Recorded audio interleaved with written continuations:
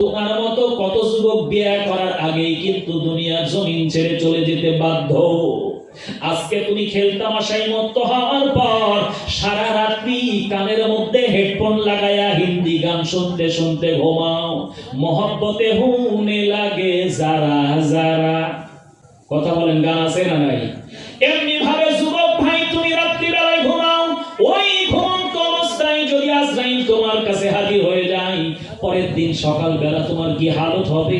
কানের মধ্য থেকে হেডফোনটা খোলা হবে, মা বাবাই তোমার জন্য কাঁদবে, পাড়া প্রতিবেশী তোমার জন্য হাজির হয়ে যাবে, কেউ কবর খুঁড়তে যাবে, আবার কেউ কাপড়ের কাপড় কেনার জন্য বাজারে যাবে, আবার কেউ গরম পানি দিয়ে গোসল করাবে।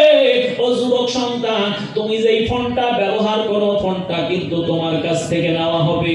দুনিয়ার সবকিছু বাদ দিয়ে সাদা কাফন পরাইয়া ওই কবরের ময়দানে যখন তোমাকে রাখা হবে, 500 নাম্বার তোমার মোবাইলে সেভ আছে, বন্ধু বান্ধব আত্মীয় স্বজন সবার। তুমি কবরে যাওয়ার পরে মাও বলবে না, কলিজার টুকরা সন্তান তোমার সঙ্গে আমি থাকবো, বাবাও থাকবে না, পাড়া প্রতিবেশীও তোমার সঙ্গে সবাই দিবে না। মাটিটা বুকের উপর চাপা দেওয়ার পর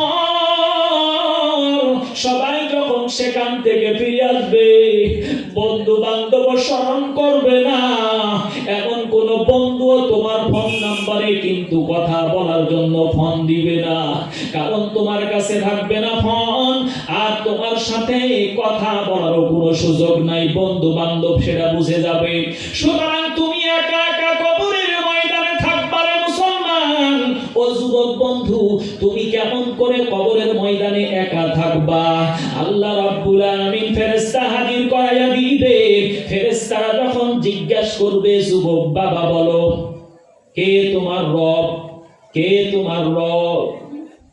উপায় থাকবে না, বলার মতো জবান থাকবে না, কারণ দুনিয়াতে তুমি শয়তানের প্রবচনায় পড়ার পর খেলতামাশায় মত্ত হয়েছো, কোরআন শিক্ষা করো নাই, আর দুনিয়ার জমিনে সমস্ত অনিসলামিক কীর্তিকলাপের মধ্যে তুমি জড়িয়েছিলে। আজকে তখন তুমি বুঝবারে মুসলমান, ও যুবক সন্তান, দুনিয়াতে আমি ভুল করেছি। এই জন্য তোমাদের কাছে আমি রিকোয়েস্ট করতে চাই, ভাই, আর দুনিয়ার জমিনে এমন কোনো কাজ করিও না যেই কাজের দ্বারা তোমার জীবনটা বরবাদ হয়ে যায়। এমন কাজ করিও না যেই কাজের দ্বারা তোমার জন্য জাহান্নাম বরাদ্দ হয়ে যায়। আল্লাহকে মহব্বত করো, আল্লাহর নবীকে মহব্বত করো, কোরআনকে মহব্বত করো। যদি কোরআনের সংস্রবে থাকতে পারো রে মুসলমান, রব্বুল আলামিন বলেন, বান্দা তোমার টেনশন থাকবে না, পেরেশানি থাকবে না, আমি আল্লাহ তোমাকে কোরআনের সহবতে মাফ করে দিব। বলেন সুবহানাল্লাহ।